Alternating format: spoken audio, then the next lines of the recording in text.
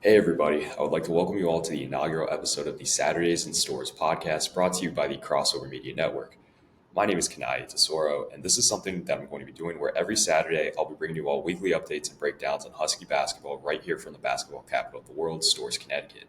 So obviously, over the last 2 years, we've all had the privilege of being able to see some great ball being played here at UConn, who finds themselves once again at the center of the sport with everyone asking if they have what it takes to three-peat as national champions this season. For today's episode, I'm just going to be talking a little bit about the roster makeup going into this year and giving some of my thoughts on the three games they played up to this point and things that have stuck out to me so far. I'll also touch a little bit on the expectations I have for this team this season and also briefly go over some of the commitments Dan Hurley has been able to land for this incoming freshman class going into next season. But before we get into that, if you like the content you are seeing and listening to here, please rate, review, or engage in some way which helps us push out our videos to more people. So without wasting any more of your time, let's get right into business here and talk a little bit about this 2024-25 UConn men's basketball roster. So no program in the country has lost more than what UConn has lost in the last 2 years. Dan Hurley has put, I believe, 7 players in the NBA over the last 2 seasons. Damas Sanogo, Jordan Hawkins, Andre Jackson Jr. 2 years back. And then last season, he obviously put Steph Castle and Donovan Clingan, 2 lottery picks, as well as Tristan Newton and Cam Spencer, all into the NBA. When I was watching last year, at about the midpoint of the season, I really felt that that team had to get it done that year, just because I wasn't necessarily sure when the next time Hurley would be able to put together a roster that could be in national championship contention. But quite obviously, he was able to reload without much difficulty in not only the portal, but he was also able to land some pretty big recruits with the top 40 point guard Ahmad Noel. I also believe another top 100 player in Isaiah Abraham. And then he also, the biggest landing in recruitment from last going into the season was getting Liam McNeely, who decommitted from Indiana, where he was originally committed, and ultimately flipping his commitment to play for UConn this year. Additionally, he addressed some of the needs in the portal by being able to land Terrace Reed Jr., who I think they hope can, at some point, kind of try to help fill the void left by the departure of Donovan Clingan, as well as they also went out and got St. Mary's transfer Aiden Mahaney, who has been playing the point guard position in 3 games so far this year. So, in terms of the roster, on paper, I definitely think this is the. I don't think worst is the right word, but it is probably, if you were to rank the three rosters from the last 3 seasons, this would probably come in last. Now, I will say this does have the chance to be Dan Hurley's best shooting team he's had at UConn in his tenure here, as for most of the time, 1 through 4 can all shoot the ball really well. Of course, the starting lineup they've been rolling out with so far has been Aiden Mahaney at the point, Solo Ball at the 2, Lee McNeely playing the small forward, Alex Caravan at the 4, and Samson Johnson coming at the 5. And that's a 1 through 4 that can all shoot it. And up to this point, they've shot fairly well. They've gotten, in all 3 of the games so far, they've kind of gotten off to a slower start and ended up heating up as the game went on. But in terms of shooting, it's a Dan Hurley offense. They're going to be shooting a lot of threes. There's going to be a lot of sets designed to get shooters open, and they have shooters all over the court. So in terms of that, this roster is really, really sound. However, I do think that there are some pretty evident holes in this roster, which I think were pretty obvious going into the season that could come up as problems and have somewhat been problems in the 3 games I've seen so far. For one, it's just the size of the backcourt this year. Last year, you had Tristan Newton and Cam Spencer rounding out your backcourt, Stephon Castle too. I know he kind of filled in, played the point here and there, but Tristan Newton was 6'5". Cam Spencer was 6'4", but he comes from a lacrosse background. He's built like a lacrosse player, and of course Stephon Castle is around 6'6", 6'7", and I just think that allowed him to do so much more, not only defensively with being able to have a little bit more length and being able to guard the perimeter a lot better, but also on offense. This is with this year, with the backcourt being Aiden Mahaney, who's probably maybe 6'1", 6'2" on a good day. Solo Ball is around 6'3". a little bit longer of a wingspan, which helps. And then Hassan Diar, who maybe caps out at 6'1". I just think defensively there's a lot of liabilities there. We all know what Hassan Diar brings defensively. He's out there to guard the other team's best perimeter player on an offensive perimeter player, and I've full confidence that he's still capable of doing that as we saw last year.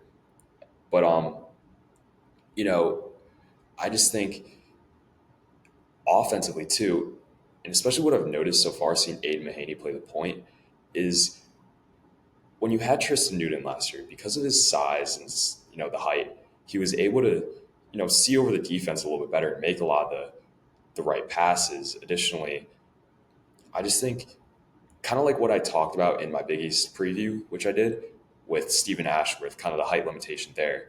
For me, it's kind of just like you're in so much of a better position if you're able to run your offense from say 35 feet out or so my mistake, from 30 feet out or right behind the 3-point line, rather than having to run it from super far out, which I tend to know, which I've noticed up to this point. It's kind of they're running their sets and their plays a lot further out than what I noticed last year with Tristan Newton playing point guard, or perhaps running your plays through Cam Spencer and Stephon Castle.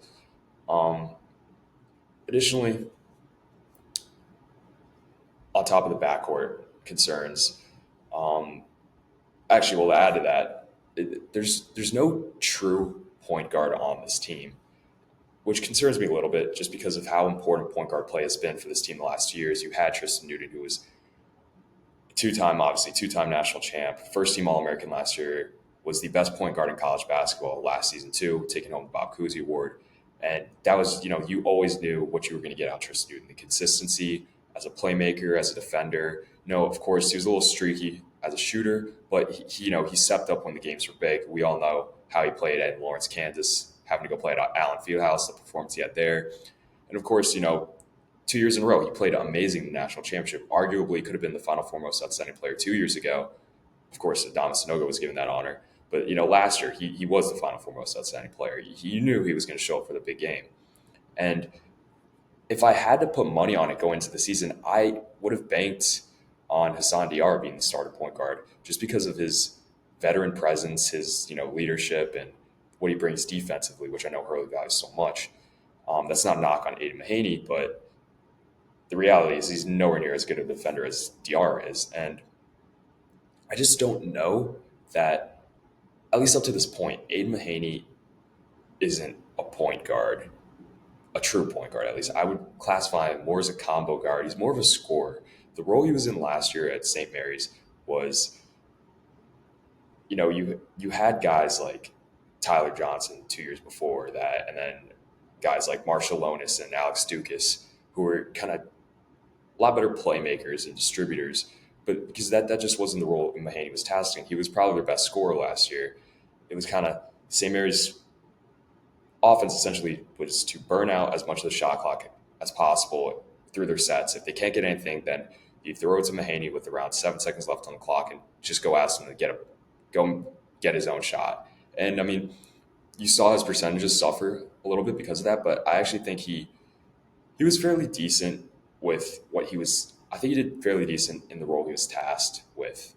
And of course, he has that big game potential. We all know the games he's had against Gonzaga. He's known as Gonzaga killer. He always shows up when they play the Bulldogs. And, I think it was a really big land in the transfer portal for Dan Hurley. But I just didn't think he was going to be put into this role, kind of the Tristan Newton role, which in theory, okay, yeah, Tristan Newton was kind of in a similar scenario where, okay, if the sets aren't working out, then you throw it to Tristan Newton, ask him to go make a play with, 6-7 seconds left on the shot clock. But Mahaney never, Tristan Newton coming from East Carolina, he averaged 3 to 4 assists per year with East Carolina. And so you knew you were bringing in a very capable playmaker, distributor. Mahaney's just not necessarily there, or he hasn't done that up to this point in his college career.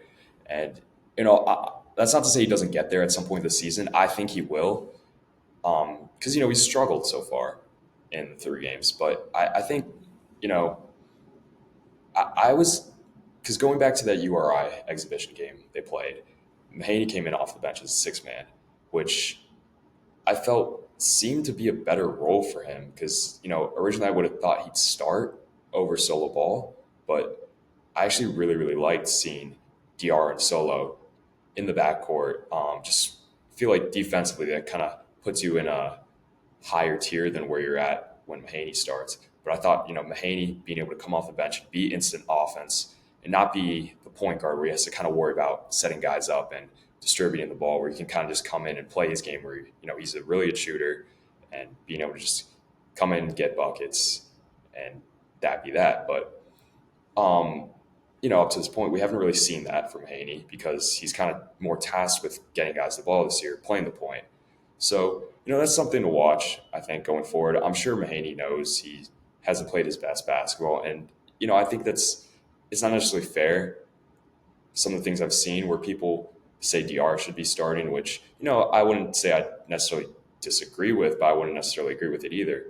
I think, it's just something you have to wait on. It's a lot to ask transfers and freshmen to come in and be solid right away in a UConn, Dan Hurley offense.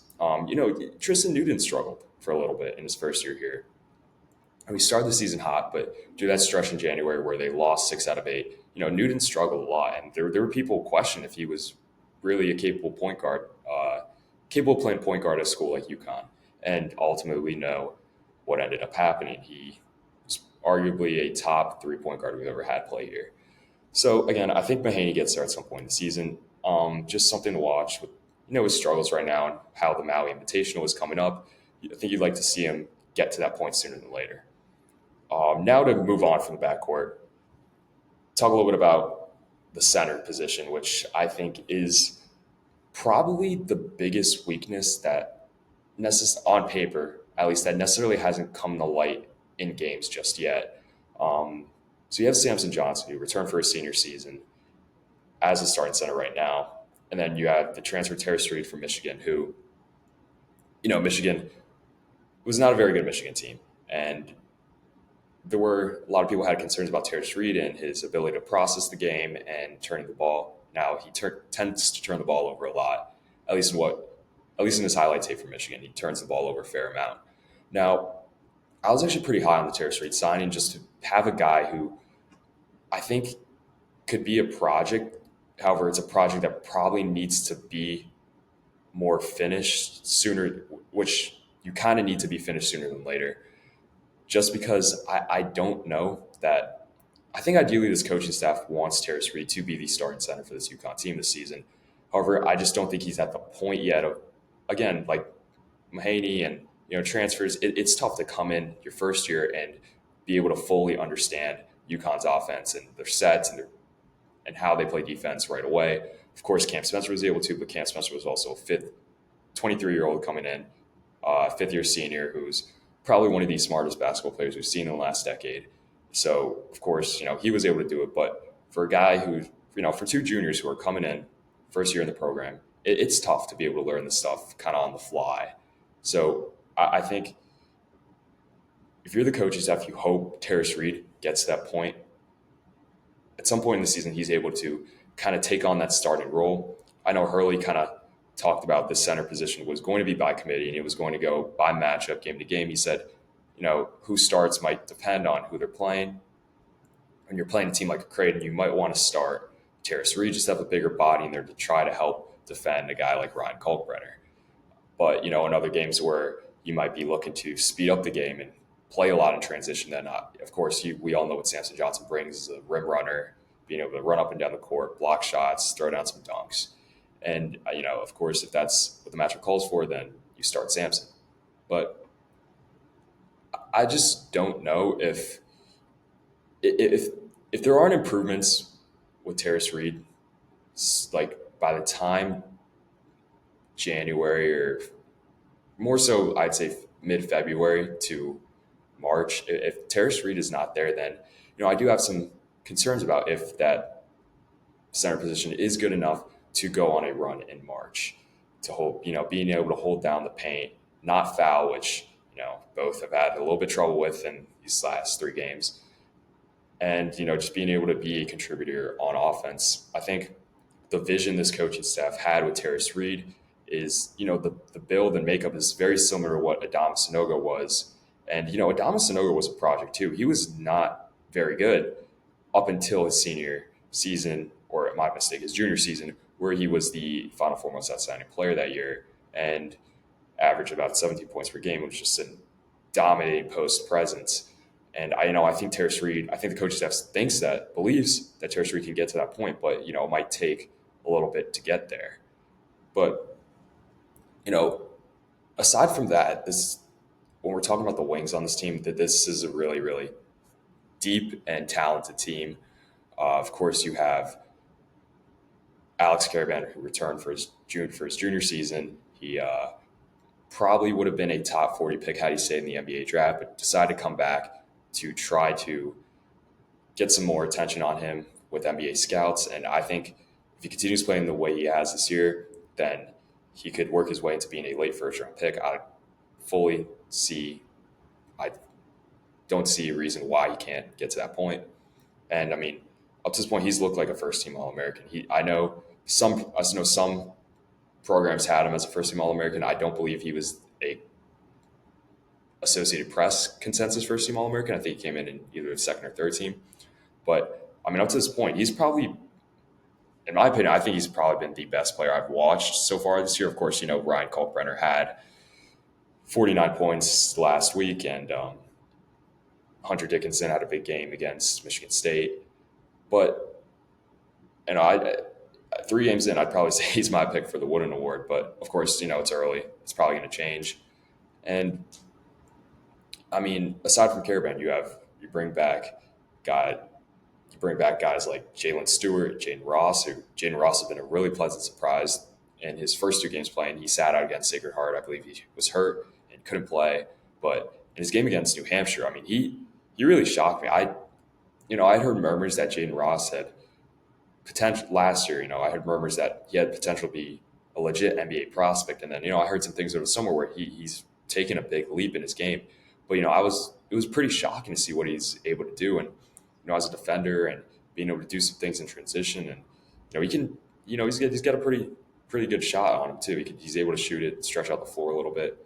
So, guys like that. And then bring, 5-star freshman Lee McNeely, he shot the ball really, really well through his first 3 games. He's at 3 straight double-digit scoring games, and the first 2 being double-doubles, which were, he's going to be really big for this UConn team. Dan Hurley talked about he thinks he can kind of fill the void of that Cam Spencer villain shooter type of role, and I definitely can see that, and I definitely think Big East fan base will grow to hate Lee McNeely at some point in the season, and yeah, I mean this is a very, very solid roster. Again, I think this probably comes in last, at least on paper, of the rosters from the last 3 years. But, this has a chance to be potentially the best shooting team, maybe even offensive team we've seen from Dan Hurley in his tenure at UConn. I think the big question comes down to defense, which up to this point, the defense, which I've seen in their games played, have been really, really good. And kind of surprising. They lead the country right now in block shots per game at around 10 or 11, I believe.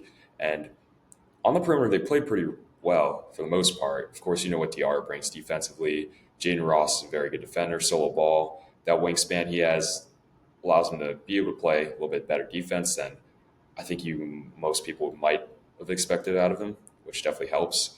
And then, Caravan has just been an absolute block machine. Bill Raftery the other night said, "Who needs clinging when you have Alex Caravan?"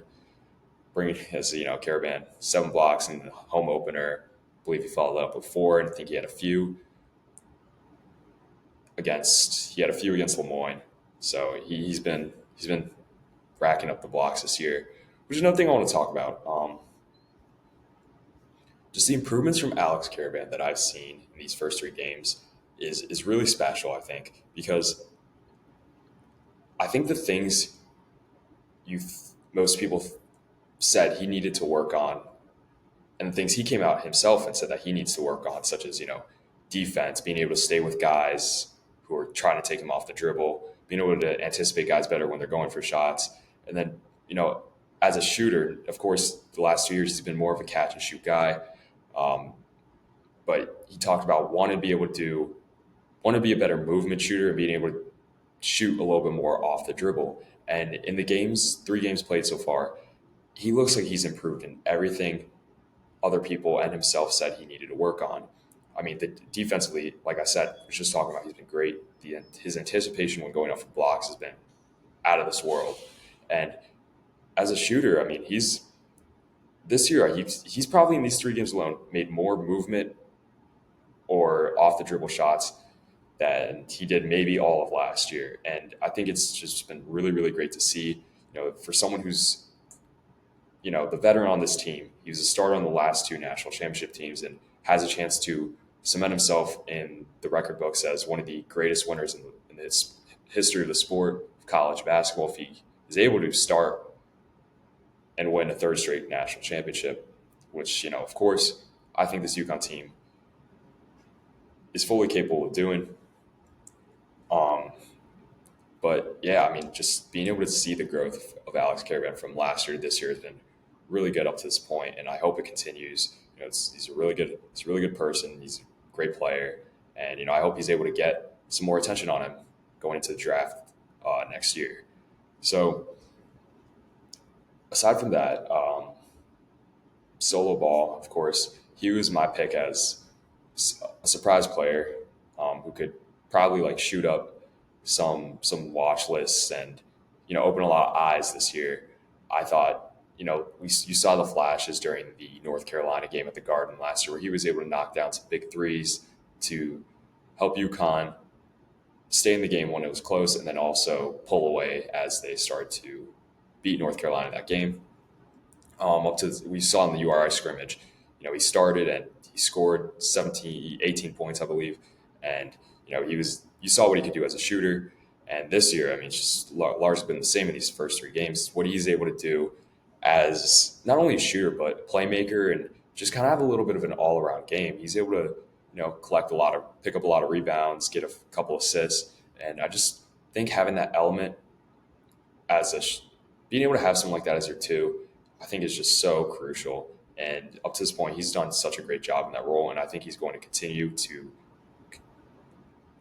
to have a great season in the sophomore year campaign for him. I think I would have liked to see a little bit more out of Jalen Stewart up to this point, but then again, I don't necessarily know that he's been given the opportunity to do that in the minutes he's received. He hasn't. He's played, but he's not played. I think the minutes most people would have expected him to be playing going into this year. I don't know if maybe that's because of the emergence of Jaden Ross has kind of taken away some of those minutes. But I'm a big Jalen Stewart fan, and I think I'd like to see him hopefully continue to improve because of course you saw the flashes last year in the Marquette Big East tournament championship game where he was able to get UConn, get UConn a lot of momentum, being able to hit those big threes, and really contributed to them winning that game ultimately. But again, I think there's just some things that I've noticed in the game so far. So yeah, just to talk a little bit about some expectations for the season. I do expect UConn to win the Big East this year. I do think the Big East is going to be tough. I understand that some of the teams towards the bottom of the league have kind of been upset by some of these smaller supposed free win games against these smaller schools. And I know it's given the conference a bad look. But, I mean, when you're talking about the top of the conference between Creighton, Marquette, Xavier, and St. John's, I think those 5 are going to be really competitive this year. I think with what Creighton brings with the 5th-year Ryan Kalkbrenner and what I think guys like Pop Isaacs in the second year at Creighton, Stephen Ashworth are going to be able to do. I think it could be tough. It's going to be tough when UConn plays them. As I just think with the center position here, being able to match up with Ryan Kalkbrenner is going to be pretty tough. And of course, I don't believe that UConn has ever won at Chi Health Center in Omaha, so that's going to be something we'll watch for this year. Definitely a game I'm going to have marked on my calendar. And but I mean, just look at some of the other teams in the conference. Xavier, they reload this year. They got Zach Fremantle back. They got a huge transfer pickup in Ryan Conwell from Indiana State, and this guy who can shoot the lights out. Sean Miller's a good coach. I think Xavier, this is Xavier team that swept UConn 2 years ago when they won the first of the two national championships. And I mean, I think if Fremantle's back to form, and if they get their guys who they lost last year are all healthy, and with the additions they have, I mean, they're a serious threat to win the Big East. St. John's being able to pick up Kanaye Richmond in the portal, guys like Devin Smith, and I think a leap in what you're going to see from guys like Brady Dunlap and some of their other guards. I think, biggest problem with St. John's is their shooting, but I think, their bigger guards could pose some problems for UConn when they match up with, again, I talked about the backcourt, concerns about the size of the backcourt this year with Aiden Mahaney, Hassan Diarra, Solo Ball, but, I still do believe UConn wins the Big East this year. I don't think they win in the dominant fashion that they did in the Big East last year. I definitely think they probably drop a few more games than what they did last year. As they only lost 2 Big East games last year, one to Creighton, one to Seton Hall. And then, and they do have a pretty tough non-conference schedule coming up as well as they play. They have the Maui Invitational coming up where they'll start playing against Memphis. They'll play the winner of Colorado and Michigan State, and then if they win those 2 games, which I believe they will, then they'll match up against the winner of the other side of the bracket. Some really good teams on that other side of the bracket. We have North Carolina, Dayton, and then Auburn, Iowa State. If I had to pick a team to come out of that side of the bracket, I'd probably say Iowa State does, or Auburn. Auburn played really well against Houston the other night. But yeah, I think that Maui championship game is going to be really, really, really good game. One that's going to be really fun to watch. Then after that, they have Baylor at Gamble Pavilion, which, want to shout out the schedule makers this year because they put all the great games at Gamble this year. They didn't split them with some at the XL. Having that top 5 matchup of number 4 Marquette at the XL was a little disappointing, even though the atmosphere at the XL that day was really, really good. I think you would have liked to have that game at Gamble Pavilion. But, this year that's not the case. All the big games are at Gamble Pavilion, which is awesome. So again, Baylor at Gamble Pavilion. Then that's followed by them playing Texas at Texas. They'll be in Austin playing that game. Then you have Gonzaga at the Garden, which is going to be another really big game. Gonzaga has improved majorly this year compared to last year, and I definitely think that's going to be a lot closer than what the game was against Gonzaga last year in Spokane. And then they'll get into conference play from there. So in terms of if I think this team has what it takes to win a national championship, I do think they do. I think they do. But where it stands right now, no. But of course, the season just started. I didn't think last year's team was going to be capable of winning another national championship, probably until that Marquette game that they played at the XL Center. Because up to that point, I think they hadn't really played the opponents you'd like to see a national championship contender play. I don't think their out-of-conference resume last year kind of aged the way they would have hoped it would going into that season. But, I think this year their non-conference schedule is pretty good. It's, pretty loaded with who they could potentially play in a championship matchup in the Maui Invitational, as well as, of course, Baylor's a good team. Texas, playing Texas at Texas will be an interesting challenge for them to see how they play on the road in a non-conference environment. And then as well as playing Gonzaga at the Garden, I think that's going to be a really, really big game. That's going to tell me a lot about this team this year. I don't think you want to count out Dan Hurley. I know the guard play hasn't been great so far, and there are concerns at center. But I think this team will continue to get better as the season goes on. They're not even close to their midseason form right now, and they, I understand these are free win games, buying games against small schools. They should be winning them by 40, but they look really, really good in these second halves that they played. I think they're able to kind of come out the gates like they normally play in their second half in the first half and avoid some of these shooting slumps we've seen in these first 3 games so far. That's going to be really, really big for them. But, I think, this coaching staff talks about they won, like last year they went Brooklyn, Boston, Phoenix this year. They want to go Providence, Newark, San Antonio. And I can definitely see if they have a really good in conference season then in the Big East, then I don't see why they can't be a one seed again. Do I think they're going to be one seed? I don't think so as of right now, but that could all change with how this team plays. And of course, we all hope they do end up being a one seed. And then, yeah, I mean, if they're able to get that route to a Final Four where you go Newark to where you go, my mistake, Providence, Newark to San Antonio, then that would be huge for them. Just being able to have a little bit more of a home advantage in some of those environments. And then, yeah, if you go to a Final Four, I like Dan Hurley over any coach in the country in a Final Four matchup. I know there's some really, really good teams this year with Nate Oates in Alabama. I know Bill Self is definitely really trying to come back with the roster he's put together with Kansas this season. And, it's going to be really hard to get back to a Final Four. But I think if you can get back to a Final Four, it's anyone's game in the Final Four. And I think Dan Hurley, I think by the time we get to March, this team is going to be in the best position to compete for a third straight national championship. So just to touch really, really briefly on the recruitments, the commitments, my mistake, that Dan Hurley's been able to land so far in this cycle. He was able to land 4, I believe, incoming freshmen. The first one being Darius Adams. This is a guy who's from New Jersey. Hurley and him get along with that background. And then, this is a guy who I think probably ends up being a 2 to 3 year player here at UConn.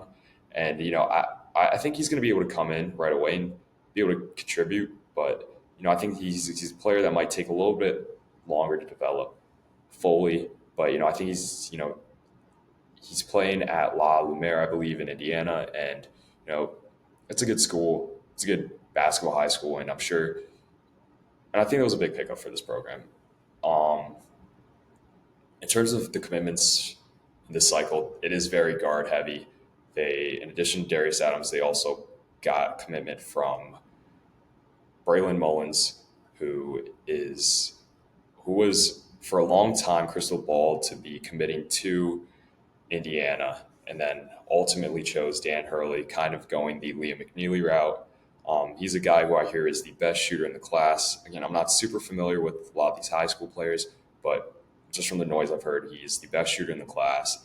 And I think, of course, you hear shooting, Dan Hurley is the perfect fit for you.